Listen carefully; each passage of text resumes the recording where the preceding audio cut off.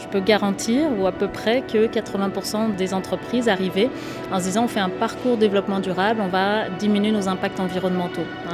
Et là, je pense que d'associer le concept d'innovation à celui de développement durable, de rentabilité, de performance, de transformation, de conduite du changement, pour moi, c'est essentiel. On crée un esprit d'équipe de gens qui sont dans des entreprises qui sont des associations improbables, des gens qui ne se croiseraient probablement jamais et qui vont pouvoir aller s'entraider dans la résolution de leurs défis.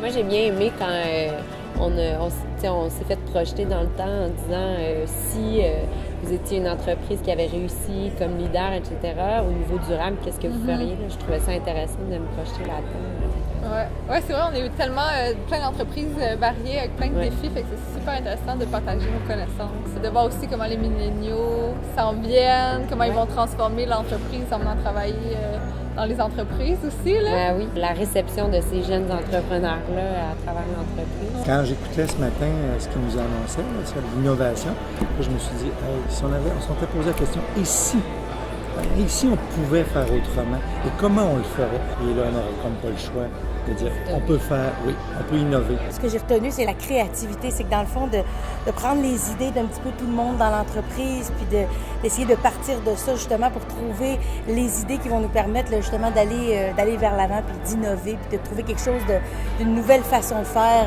par rapport à notre entreprise, par rapport à notre évolution là, dans l'avenir. C'était une façon aussi de faire de la rétention auprès des employés, des nouvelles générations, là, de leur donner la chance, puis de sentir qu'ils sont appuyés s'ils amènent des nouvelles idées ou des nouveaux projets. Je trouvais que c'était un angle intéressant pour regarder l'innovation. Si on ne prend pas la vague du développement durable, je pense qu'on va probablement passer à côté de quelque chose parce qu'il y aura une législation qui va nous l'imposer éventuellement, ou il y aura des clients qui vont nous poser des questions sur nos principes, nos valeurs. De s'affirmer comme entreprise durable, déjà c'est un bon début, un bon filtre.